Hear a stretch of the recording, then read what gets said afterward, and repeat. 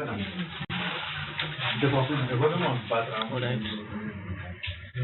We're ready.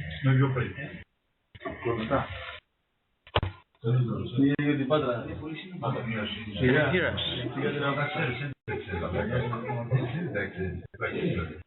Hello. Okay, good. Alright. Good. We'll continue the presentation. Okay.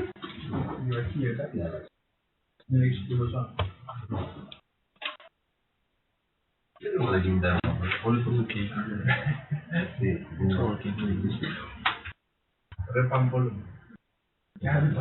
Thanks. Yes.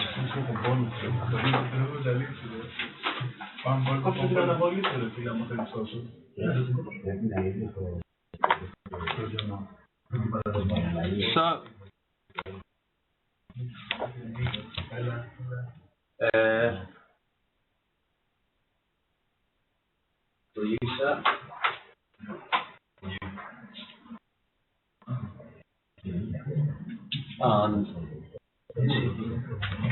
declaration of security, I'll give it to you as well.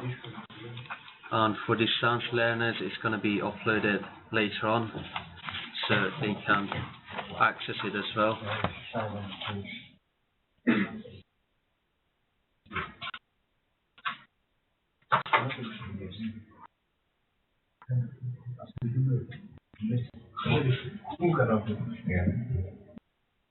Okay, hope you enjoyed your break time. So, we covered up to this point continuous synopsis record.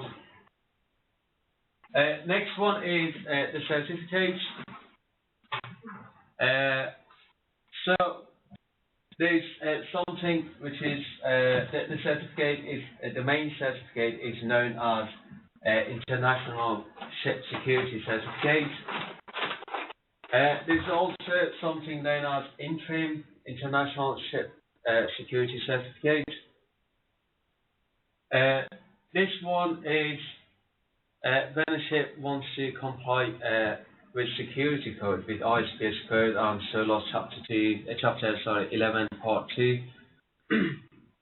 Basically, they're going to say that we've got plan to have security measures on board our ship. We've got everything planned, we're going to implement it, and flag state is going to say, okay, I want to see your plan, okay, this is good, so you are going to have everything implemented soon, so I'm going to issue you with Interim International Ship Security Certificate, and it's valid up to 6 months, so that means that ship is going to have everything implemented on board that ship within 6 months. And once it is done,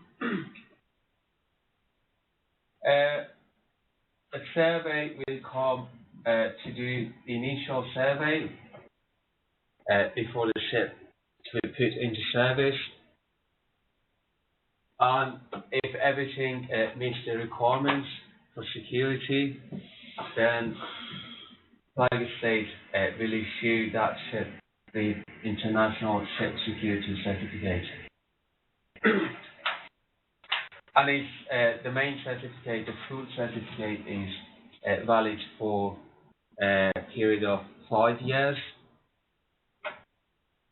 But once it is issued, it's going to be valid for 5 years.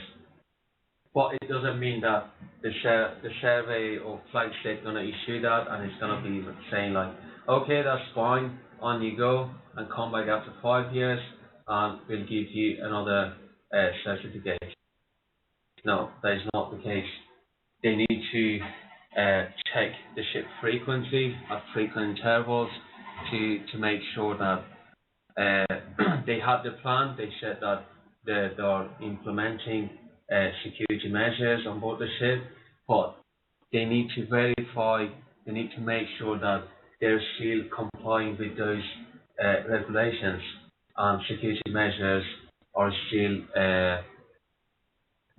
being complied with. So, initial survey before the ship to be put into service.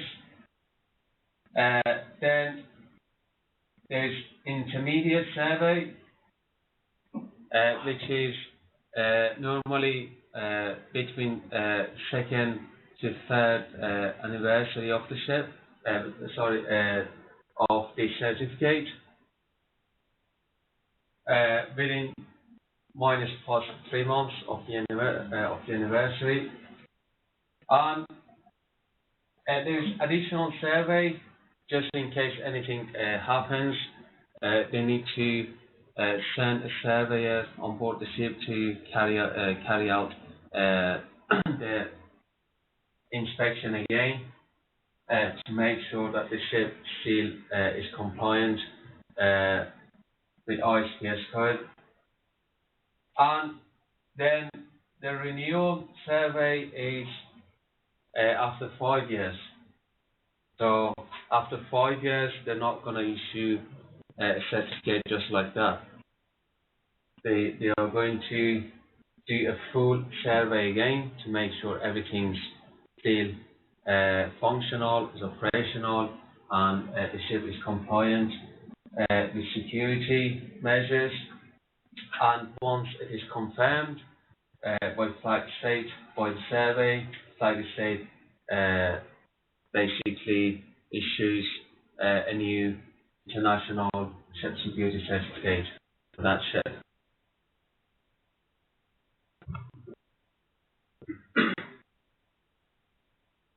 So, we talked about ISPS code, the basic stuff of ISPS code.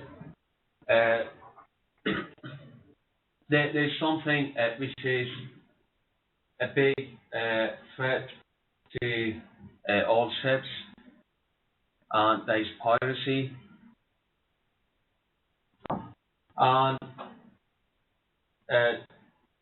recently, since I would say since 2005, 2005-ish or 2007, the big concern about piracy being in Somalia, basically in Indian Ocean. It started from Somalia coast, then it got expanded to other areas, and it got bigger and bigger and bigger.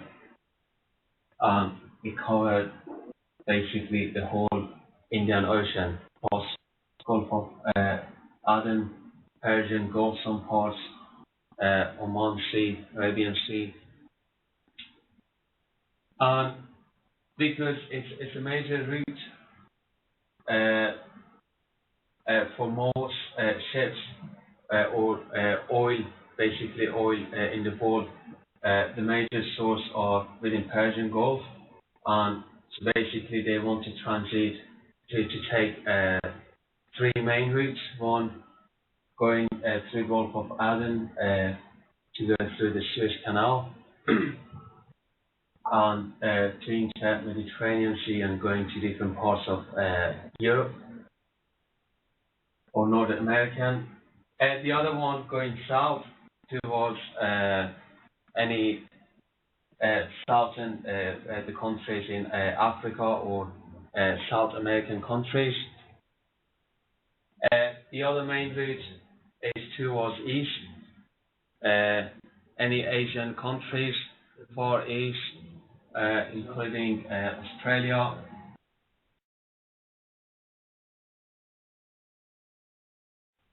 So many attacks happened, and because of that, they were like, "This is not working. We need to do something about it." They tried to they established some communications, some basically stations. They introduced UK Maritime Trading Operations, which is in charge of basically one of the main organisations to be in charge of the piracy reports and being informed of different ships transiting this area. And yeah, so they came to the idea of having a proper guideline about piracy, and they introduced BMP4, which stands for Best Management Practice version 4, and it gives you guidelines, some recommendations on how to approach to different situations, different cases, what to do in case of like getting attacked, the reporting procedures, what kind of reporting you need to do when you are going through these areas, and some other recommendations. So, IMO issued a range of guidance, and as I said, it was mainly for maritime security concerns, for piracy and armed robbery against ships. And it's a guidance to, it's not a guidance just to ships, it's guidance to governments, it's a guidance to ship owners, to companies, ship masters, and all the crew on board the ships. And as you know, piracy used to be in Malacca Strait, in close to basically Singapore Strait, Malacca Strait, and in some other parts of world. But since 2005, because of Somalians, one of the main industry in Somalia used to be fishery industry, and foreign vessels, they used to go and dump all the waste, and especially toxic radioactive waste in Somalian coast, in Somalian waters, and that destroyed the fishery industry in Somalia. And because of that, because they lost the industry, they had no earning income, they basically turned out to be pirates. They were like just ordinary fishermen, but after some times they, most of them through different like different groups and national organization within Somalia, they became pirates, and they were encouraged to be pirates. So, but nowadays, especially in this year, there's not been any attacks because of security measures to be heightened, and so many navy ships from different countries which been present in that area. Fortunately, there's not been any attacks this year, and last year was about, I think, nine attacks, but nothing, no hijacks happened in basically in Somalian areas and Indian Ocean. But everyone is getting concerned about Indian Ocean, but now it's getting spread to other parts of the world, like in Malacca Strait, in Indonesia, in some western parts of Africa. They are basically trying to do the same thing, and some piracy attacks and hijacks being happened within those areas. That's why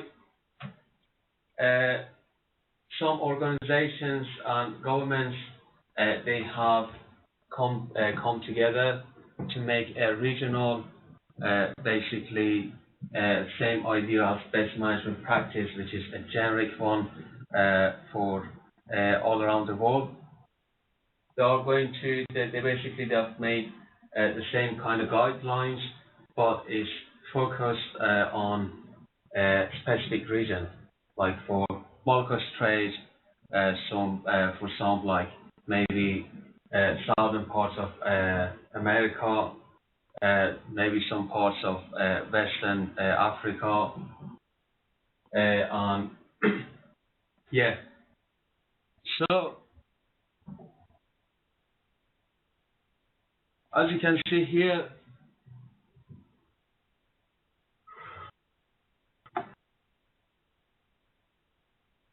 it all started in 2005-ish, and from 2005 to 2007, there was around 145 total pirate events, and as you can see here, it was mostly around within 200 nautical mile range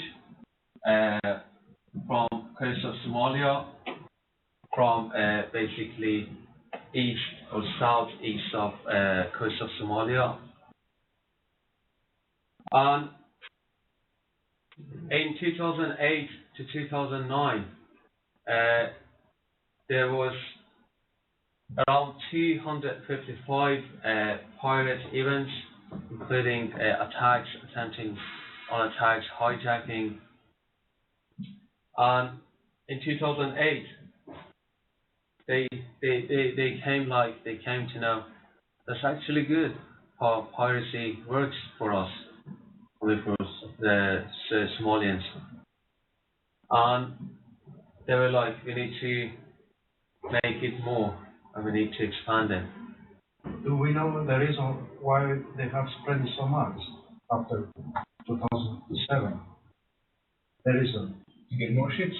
They invested the money in the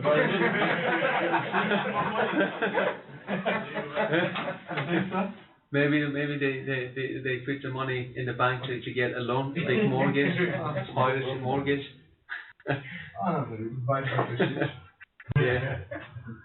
So with the money that they got, they had the money to buy more arms, more guns, to buy maybe some fast boats, and after, because in this area they used to be like just on fast boats, going hijacking a ship and bring it back to the coast.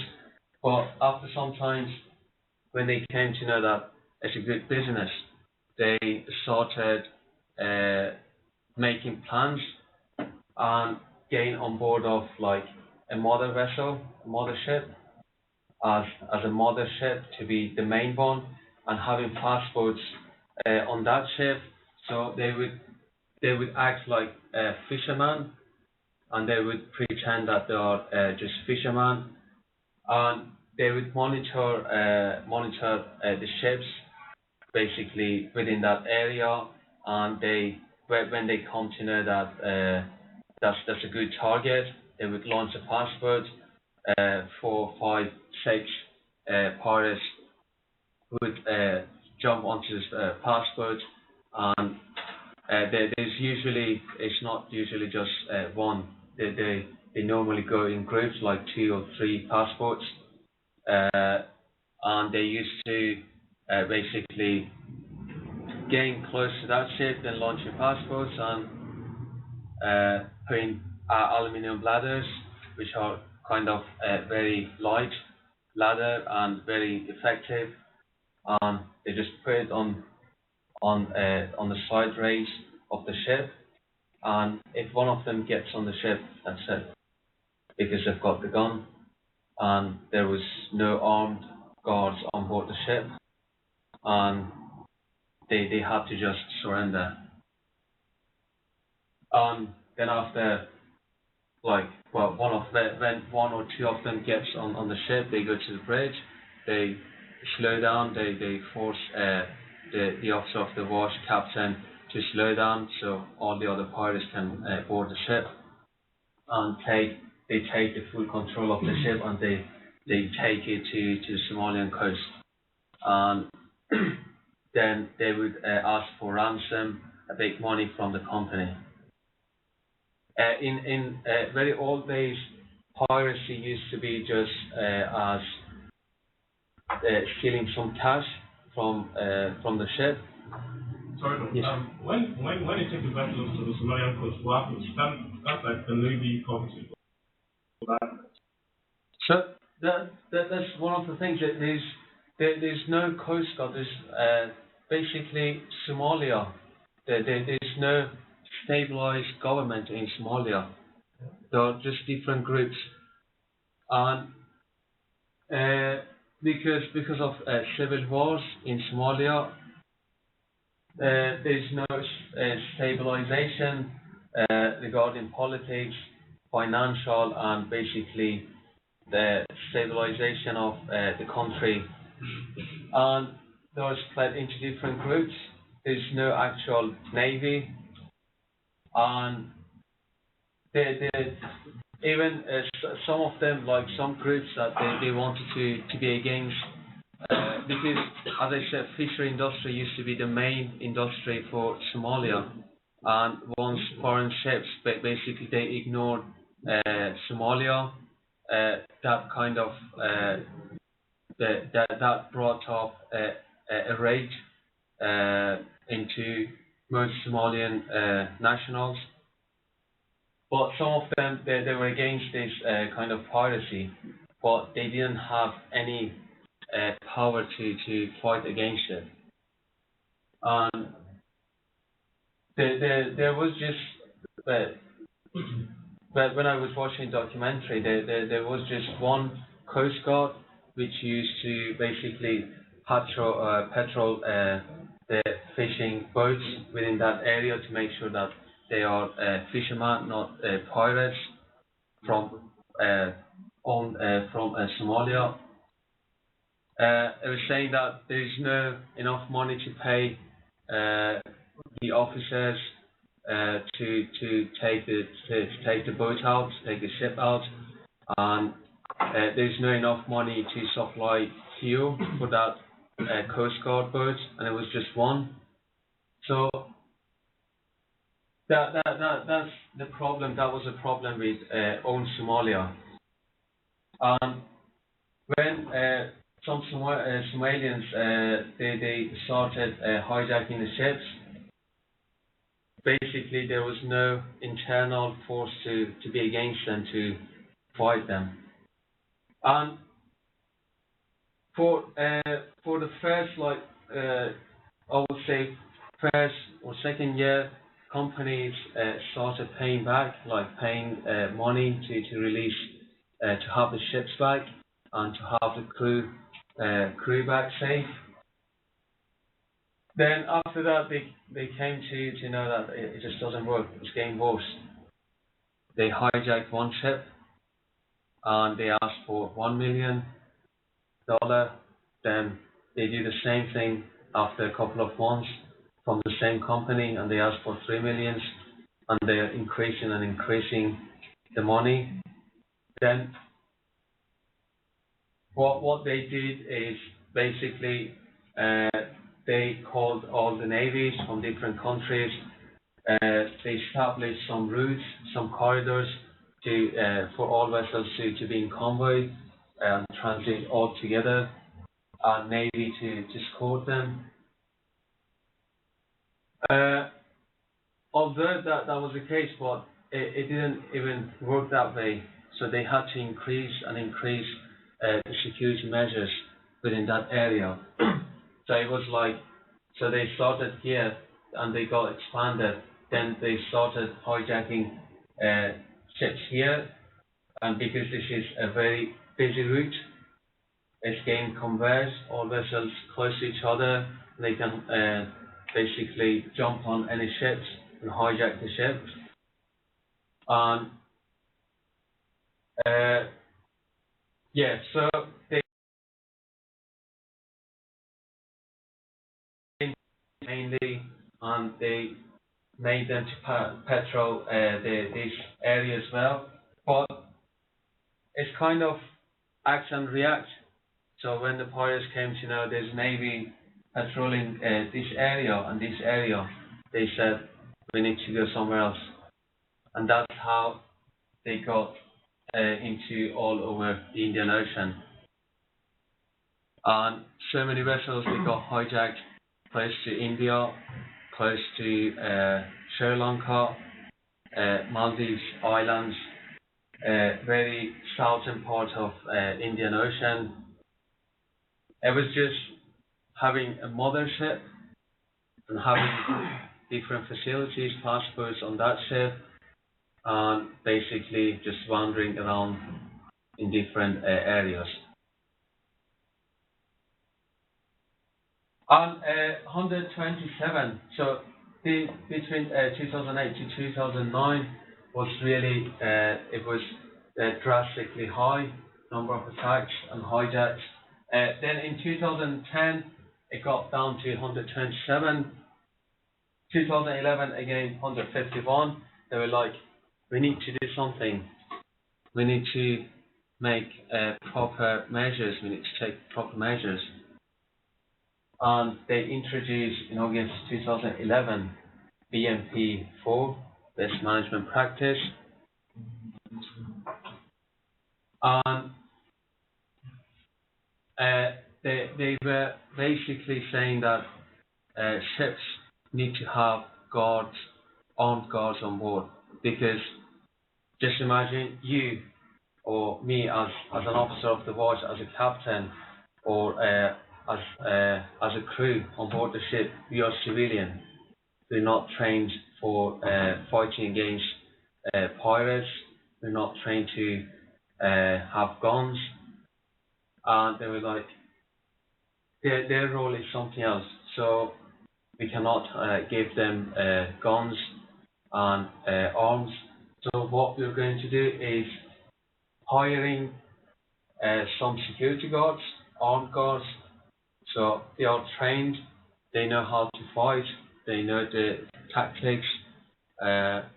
So every ship, basically every company would pay some money to these armed guards. They get on board the ship in a port. Just imagine, say, a ship is going to leave India, like Mandala, somewhere here, and is going to transit this area to go to Suez Canal.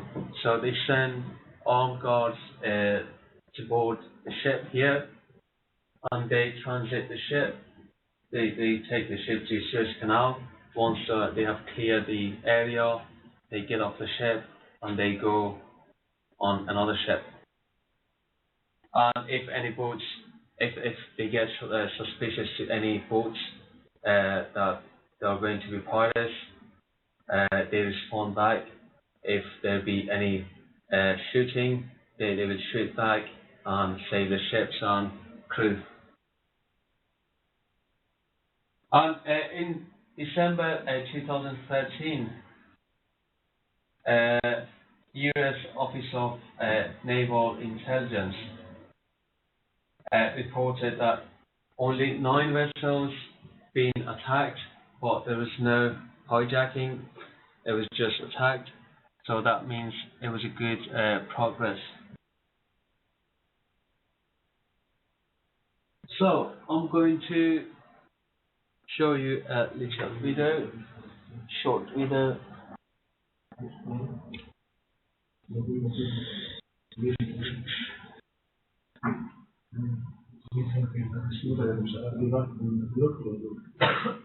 don't know if the sound's working.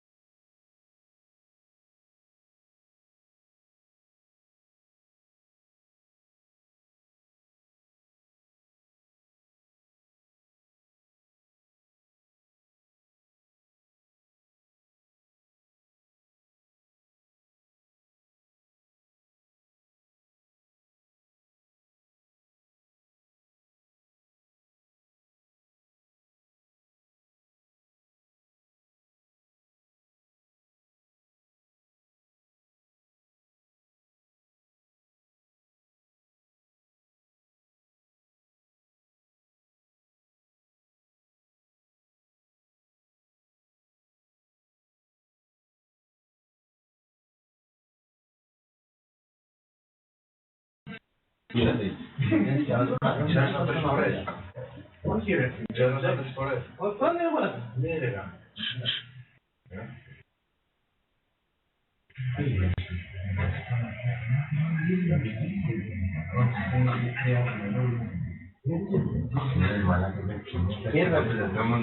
Nothing else. What is it?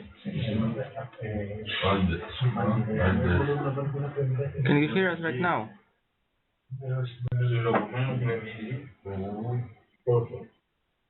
Okay, there's a connection lost. We don't know why again.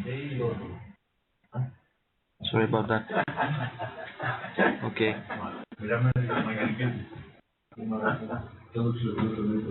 Good. Okay, Andrea. We'll do 2 minutes break just to. The lecturer wants to show a video.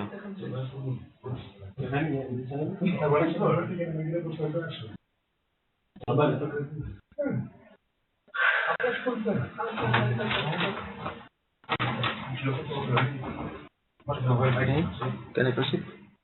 Yeah, that one. Okay.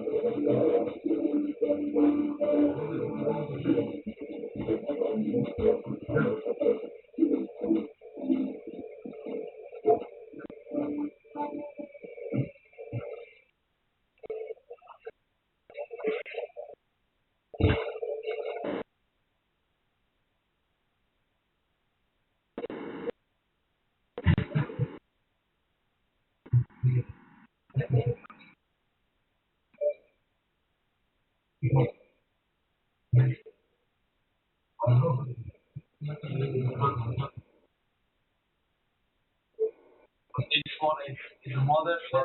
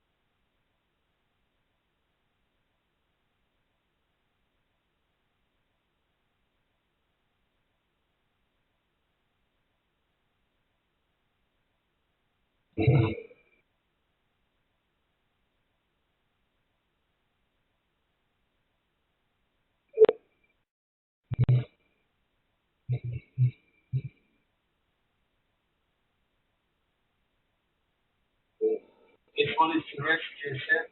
It's not part of someone.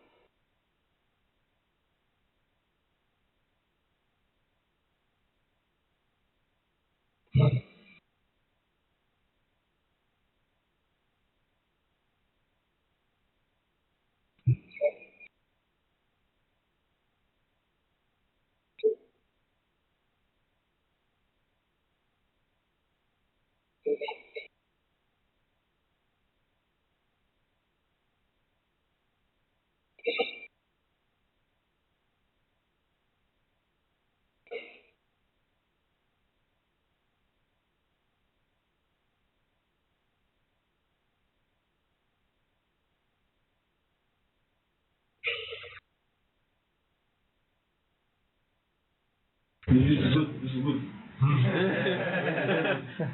What's that? And there's another one on PowerPoint. Yeah, that's one too.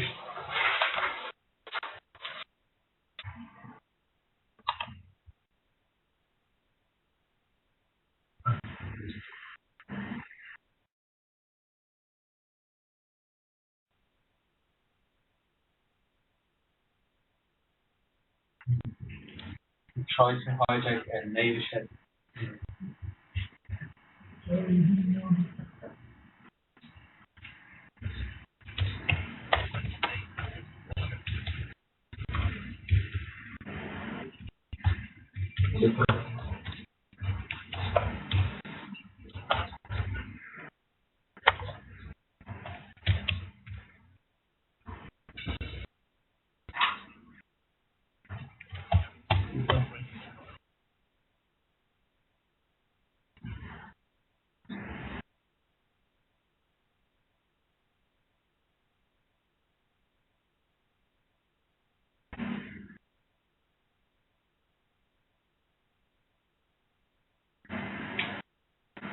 Okay, thank you. Welcome.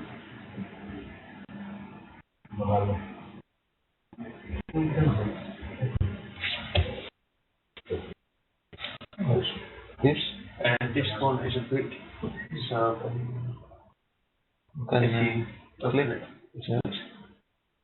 Yes.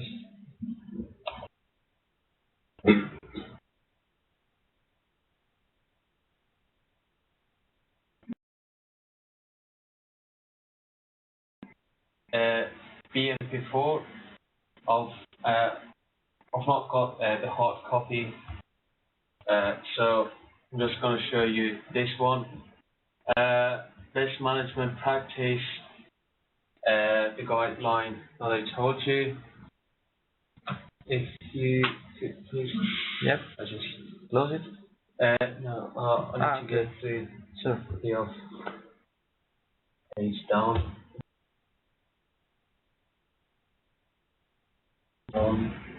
So the contents are, it's got different sections, 13 sections and some annexes.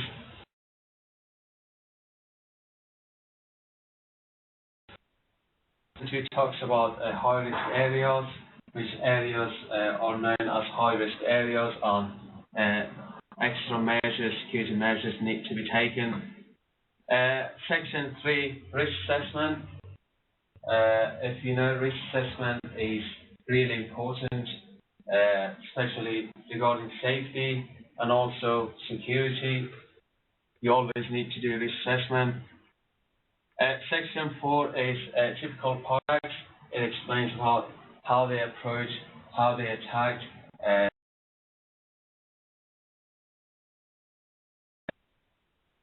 Everyone used to say like they hijack, they attack just low freeboard vessels because it's easier to board those ships. But after some time they were like, no, it's happening to all ships, even with container ships which are fast. Even with some car carriers, they can basically board any kind of ships. Section 5 explains about the reporting procedure, how to report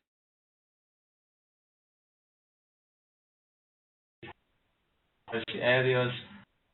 Section 6 is company planning. Section 7, shipmasters planning, basically for planning of what to do in these areas. So company gonna say, okay, these ships, like I'm planning for these ships to join a convoy, like saying to the captain, you need to slow down, you need to adjust your ETA to reach at this time of this date to join this convoy, and that convoy is going to be escorted with Navy to basically transit through this area. Or shipmasters planning, like saying what kind of measures needs to be taken on board the ship, like doubling up the watches, putting extra man on watches, doing some black spot watches, being vigilant, continuously monitor radar, especially during the dark times where you can not see the boats because they don't come with the lights on. You can see a target, a big or small target approaching to you fast on radar, but you cannot see any lights, anything visually, or even during the day when the sun rises or when the sun sets, on horizon on the sea. You can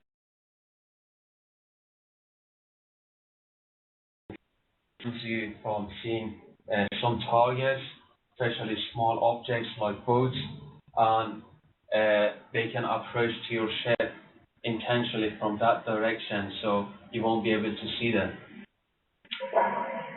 And Section 8 is about ship protection measures, what kind of measures different ships can take in order to avoid pirates to get on board the ship.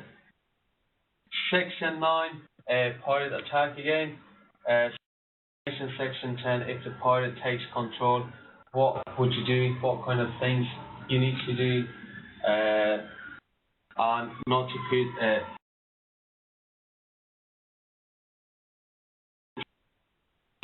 like alerting company security officer. Section 11, in the event of military action, like what kind of things can you do if you've got pirates, for instance, you've got pirates on board the ship and the Navy get involved in rescuing of your ship, and you have pirates on board. There might be some shootings, some fightings, and what can you do? Like going basically gain spread throughout the ship, going hiding in some places. Section 12 is post-incident reporting. So if something happens, what kind of report can you do? Section 13, updating best management practices. So, like saying what kind of, you can also do some recommendations as more incidents and accidents happen, they report it and they basically amend the best management practice to make it better. And also different annexes, they've got like useful contact details of different stations, shore stations. Annex B is United Kingdom Maritime Trading Operations for vessel position reporting forms. It's got a format. When a ship enters a high-risk area,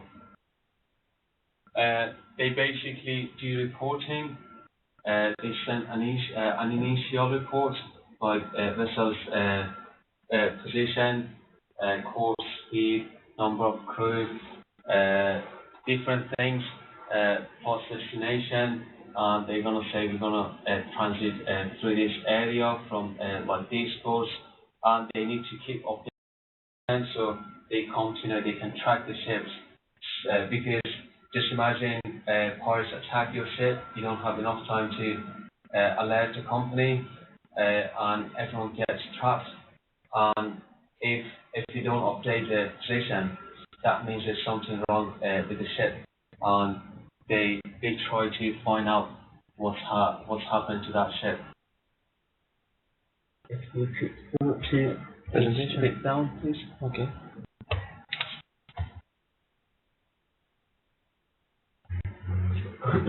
Then different access, again, like piracy definitions, follow-up report, and vessel movement registration form, because especially if you want to join a convoy, you need to inform the relative authorities and get registered with them.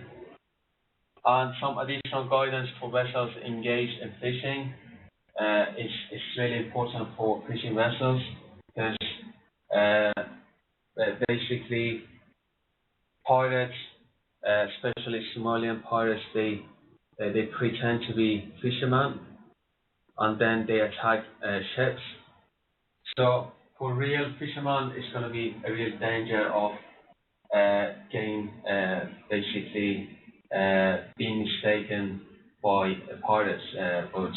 So because armed guards, just imagine there's a fishing boat, an actual fishing boat, and they try to. Sometimes it happens like they finish. Maybe they finish the fresh water they're desperate for some water. They try to get in touch with the ship around and ask for help. So in that case, if they don't inform the relative authorities, they can be considered as pirates. And if you've got armed guard, fishing boat tries to approach the vessel, if they feel like there's something wrong and they might do something, basically start fighting or something, and that's gonna be a danger to real fishermen. And some advice for leisure craft, including yachts, and also the last annex explains about some sporting organizations. Thanks, you can close this one. Okay, thank you. And there's also another video. You see the face is happy. Now see another video.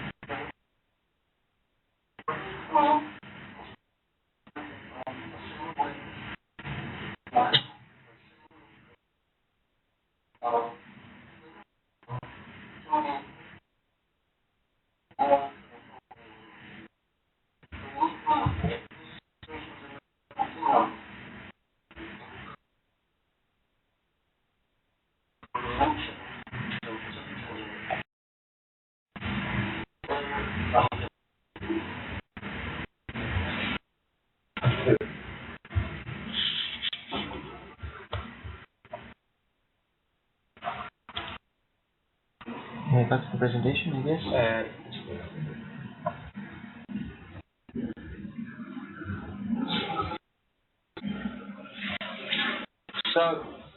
Practical steps.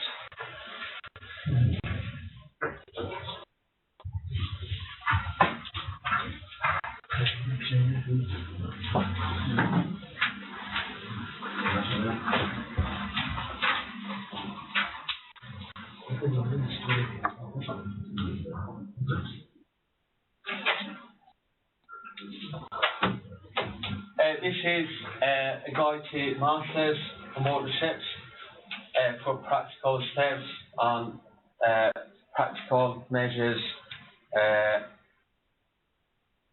for transiting the piracy areas, high risk areas. It should be according to MGN 241 and Annex 3 of the MP4. They should be vigilant. They need to maintain 24 hours visual and security watch. They need to strengthen the night watches. As I said, most attacks happened during the night because of having less situational awareness, because they come as a dark object. There's no light, there's nothing to indicate that there's something approaching you, except like seeing something on radar. And as you've been on board the ships, can a radar detect small boats all the time? Well,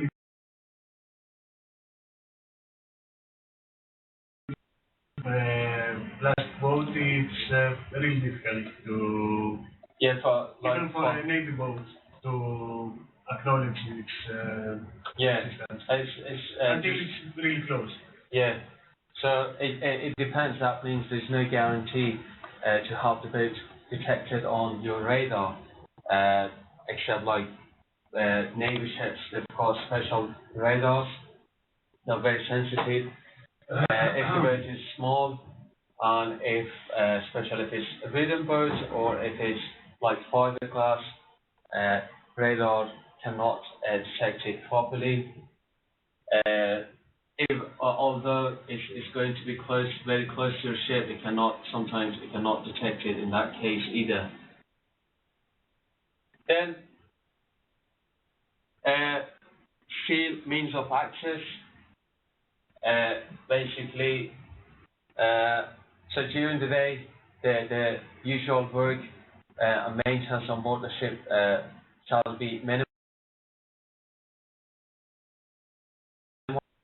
Focus on the main security watches and not having any persons which are doing unnecessary work on deck, being exposed to any gun firing by pirates, just sudden attack. So they need to make it to the minimum, the maintenance and normal work of the ship. And they need to shield means of access, like after having your normal day done, or even shall be closed, shall be locked from inside. No one shall go outside, no one shall leave the accommodation. If they want to do anything which is important, they need to inform bridge. They need to get the confirmation from bridge that they can go outside. Establish communications. You need to be in touch with watchman, bridge with engine, bridge with watchman on different sides that are taking the watch. Provide adequate lighting. They used to say to provide some light in order to basically to be able to see the lights, floodlights to project towards outside of the ship, so they can see any boats approaching to your ship. But in some cases, the ships prefer to go in dark, like being dark, not having any lights on. Sometimes it depends. Basically, to avoid pilots detecting them. Then,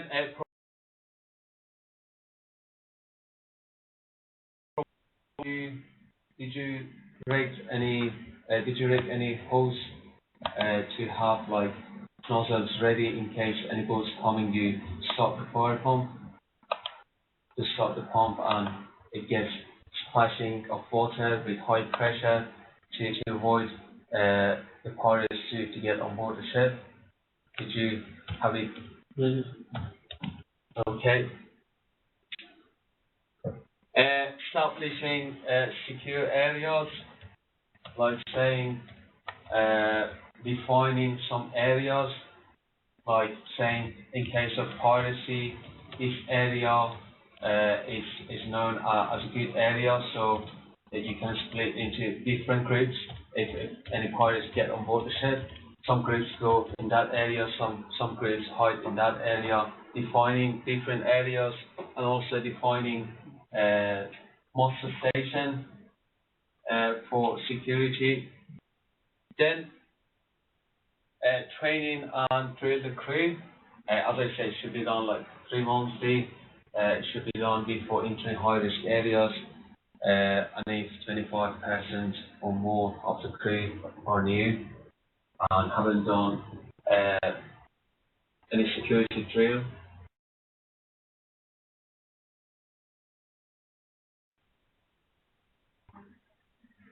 And inform crew, basically briefing the crew of security plan, which is normally done during the drill and training, like saying what kind of things you need to take, what kind of procedures, actions you can take, like not fighting with pirates, or which places are defined as good areas that you can go and hide.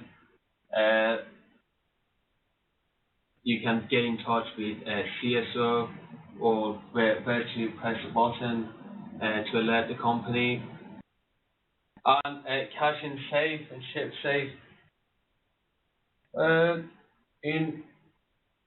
In old days, during, like, say, when piracy was known as just something just fancy, or just kind of in stories, uh, especially in Molucca Strait, they, as I said, they used to come and just take the cash and gain vanish afterwards. So some saying that having cash on board the ship is good, just kind of offering pirates that cash so they can go away afterwards, not hijacking the ship and taking the whole ship to Somalia. But after some time, they were like, it just doesn't work, and they are after a big money, a ransom money. So if you, next slide. Yeah. So about being vigilant, doing day patrols, having the crew alert, and having them aware of the situation, because some crew, as you've been on board the ship, they just think that piracy is just something in stories. It happened to another ship, it's not going to happen to us. But they need to be informed that it's a real threat, and it can happen anytime. And you need to post, basically, extra lookout need to be ready in order if you get any small boats. Maintaining 24 hours visual and security watch, having lookout for small craft which cannot be detected on radar. And pirates is sometimes they approach from black spots. As I said, like during the day, it can be the reflection of sun on sea, so you won't be able to see because of reflection. You won't be able to see small objects, so they try to approach the ship from that direction, or they used to approach from stern, where the visual and basically situational awareness of the watch is focused on forward, from a beam towards forward for taking action on those kind of things. So they used to approach from stern of the ship.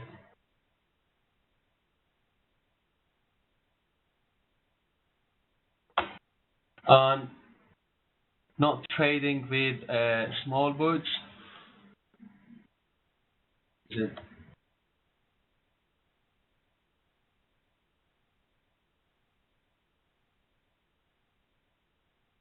As I said, some if there's any actual fishing boats, sometimes they come towards the ship to ask for like some stores because they've run out of like water or stores, or they try to approach the ship to sell some fish. So you don't have to do that. You should not do that for security measures. It can be pirates. And strengthening night watches, doubling up the watches, especially in black spots, especially around the stern, as I said, two-way radio contacts to be in communication with watchmen on the bridge.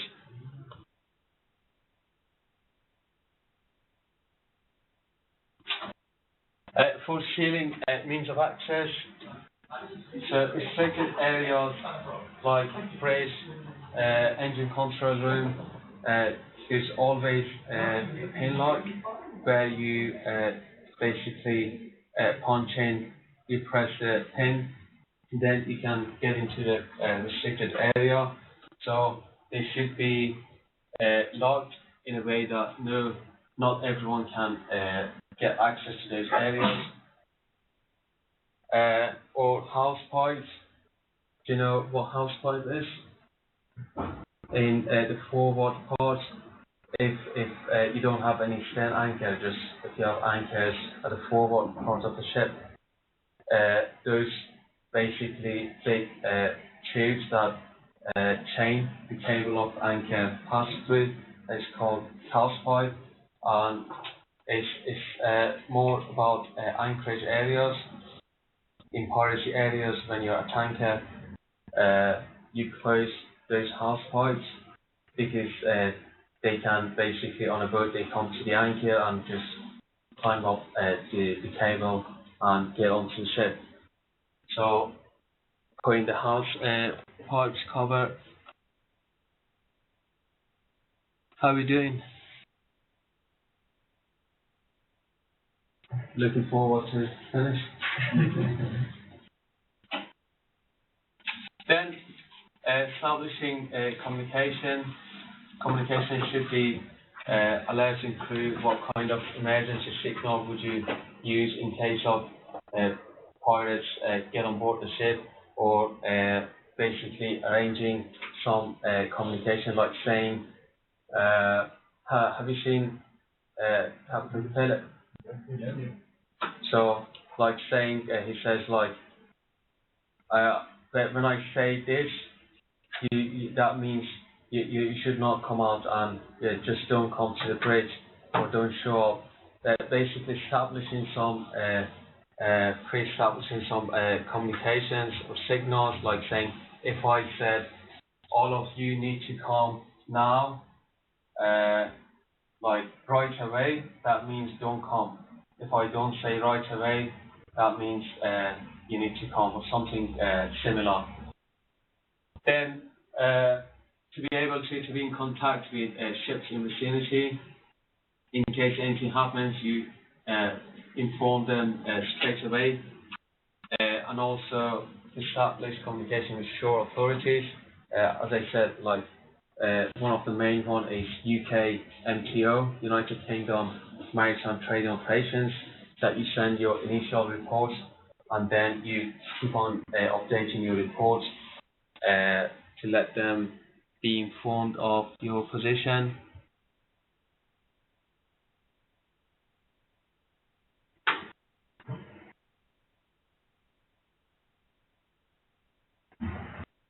And providing some adequate lighting, just having some floodlights, some searchlights, projecting outwards from your ship, and to be able to see if there's any boats approaching you, especially during the night time.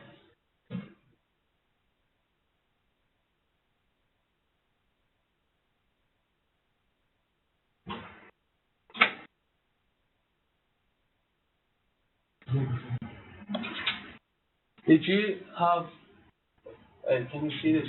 It's in red colour. This one, I'll explain it. On ships that you were on, did you have anything as like coil barbed fence, or like, yes, you've seen. and how about any kind of electrical thing? Very expensive. So they were like, what we can do is put in some fence, wire fence, or different types of fence, like coil barb fence, wire fence around the ship, in order to avoid pirates to board the ship, not to be able to put the ladder on ship's rail. Then they were like, it doesn't work. After some time, they came with another idea, and they saw that they keep on being on board the ship. they introduce different types of fence, like making it higher, but again, it didn't stop them. Then they were like, what we can do is introducing a kind of electrifying fence, which has got 9,000 voltage in it, and that means if they get even if they get close to it, they get affected by the voltage and basically they get shocked and they won't be able to get on board the ship. And that was kind of kind of usual for many ships. It basically works in that they have a system and they have the switch from the bridge. If they see any pirates, an actual attack is happening, they just turn on these basically electrifying fence. They turn it on and it will be activated to avoid pirates getting on board the ship. But if they want to get on board the ship, they can also get on the ship in any cost because they're not afraid of their lives. So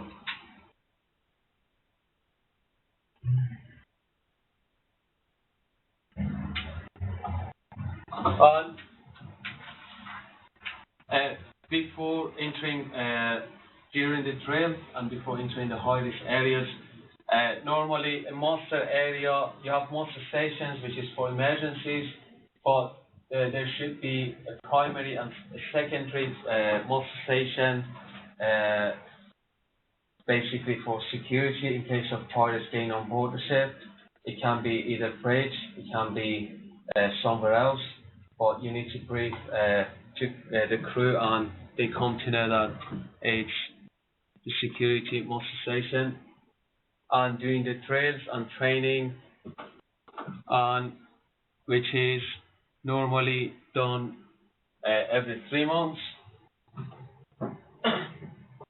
or before entering high risk areas, or if more than 25% of personnel are new and have not participated in any security drills recently in the last 3 months.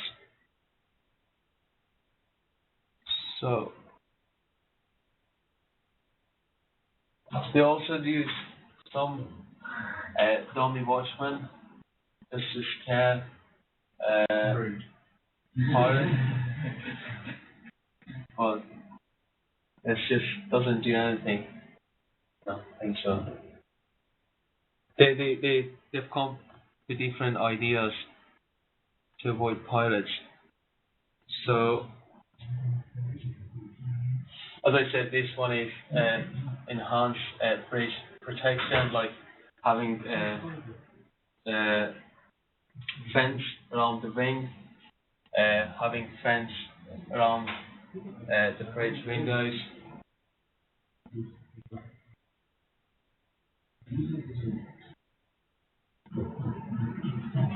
Different coiled barbed wire coiled barbed fence. Like saying 2 of them doesn't work, so they introduce to make it higher. Different kinds of fence. Water spray. The very first thing and basic thing for anti-piracy areas, even in old days, used to be water spray. It doesn't actually work. Absolutely. It was also in the Captain Phillips movie. Sorry? It was also in the Captain Phillips movie. Yeah. The first measure was to give the horse. Yeah. So that's the very first and basic measure to avoid pirates, but at least for Somalian Irish area, it just doesn't work.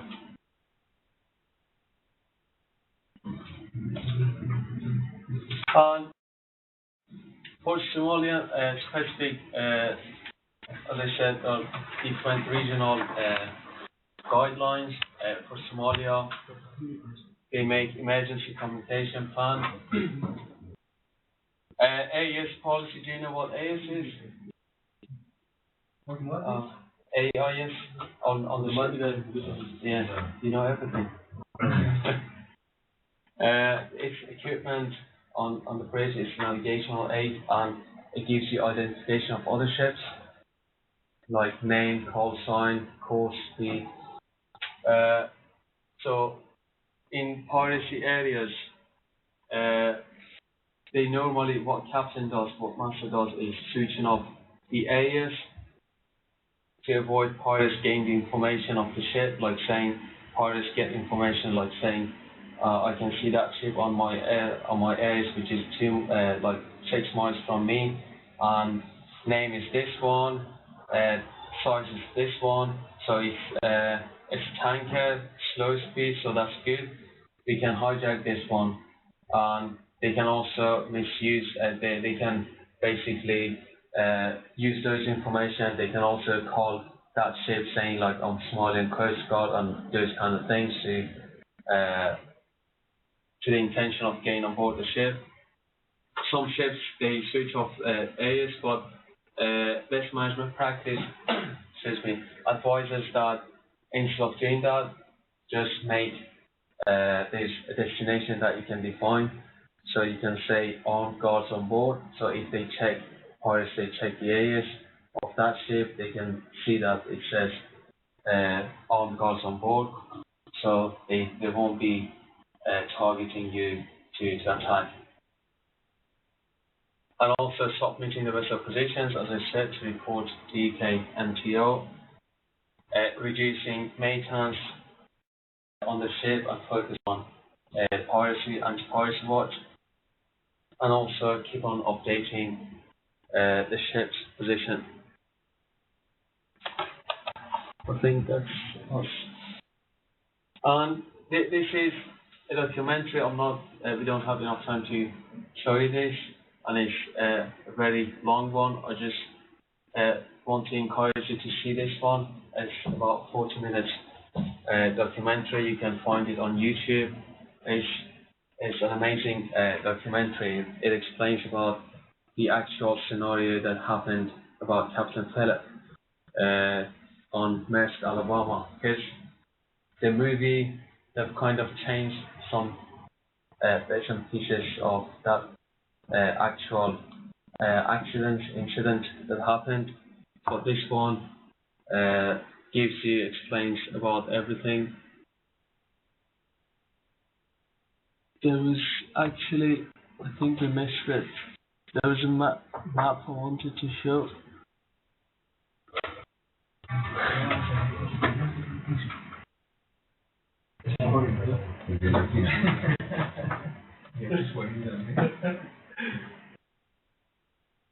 Oh, this one. Could you click on it, please? This link shows you, we're almost done. This link shows you the live map of any hijacks and pirate attacks. So the yellow one is attempted attack. The amber one, orangish color, is for the pirates that boarded. This one, blue one, fired open. Red one is the vessels which been hijacked, and the purple one is suspicious vessel. This is live one. It shows the map for 2015. So as you can see, if you could zoom up, please. Yeah. In 2015, except one boarded in Kenya. Nothing else happened.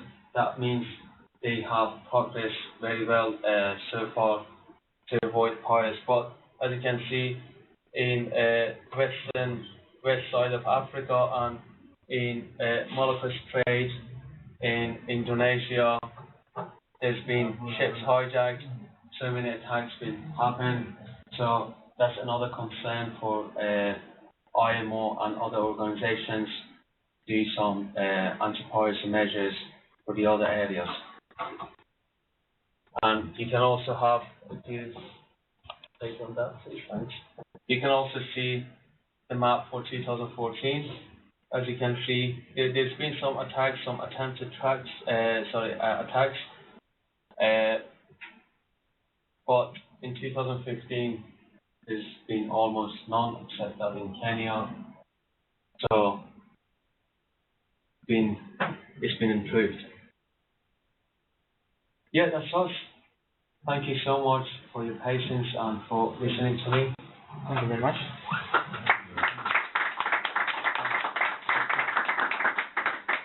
And if you like, you can have a look at this ISPS.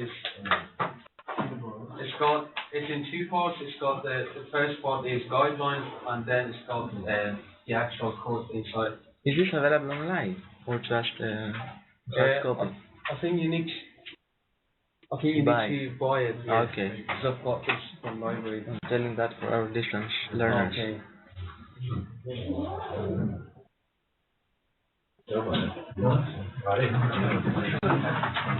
But don't forget to watch that documentary, Captain Philip documentary. It's fantastic.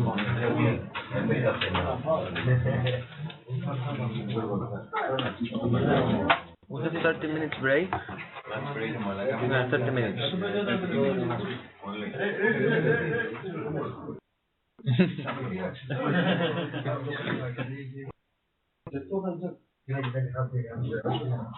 So,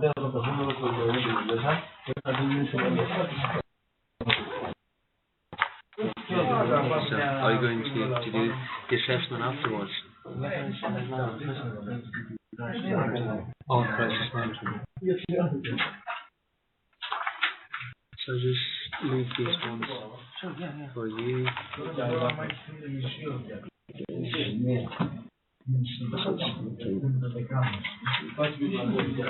And half an hour, so 2:30 Italy's time.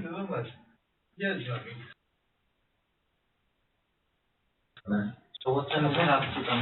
Half an hour. Yeah. For the 5 minutes. Okay, come for. Actually, it's half an hour, but we'll see.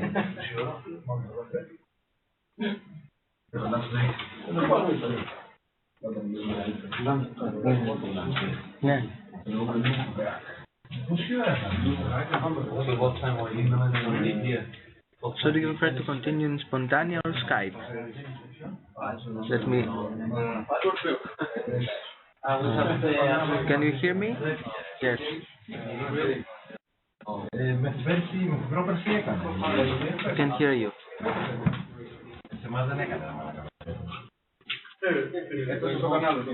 Okay. Do you prefer to continue using Spontanea or going back to Skype like yesterday morning? Half an hour. Half an hour. Skype. Okay then. Okay. Don't log out from Spontanea. Just keep it like this and we'll continue on Skype like yesterday. Okay. See you in half an hour.